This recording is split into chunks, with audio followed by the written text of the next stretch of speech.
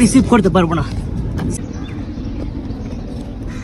চালাইতেছি, speed উঠতেছে প্রচুর, কিন্তু নিজেকে কন্ট্রোল করতে পারি না।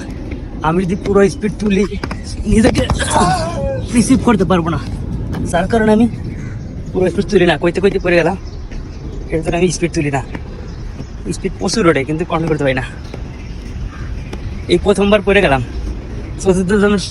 চতুর্থতম দিন শিখতেছি। একবার পড়ে যায়নি, আজকে পড়ে গেলাম।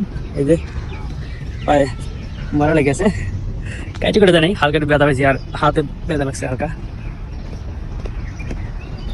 রেকর্ডটা নষ্ট হয়ে গেল, যে পড়ে গেছি।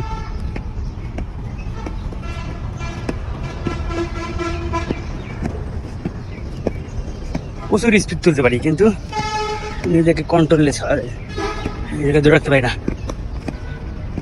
মাঝে মাঝে হাসতে করে দেয়, কন্ট্রোল করা খুব টাফ।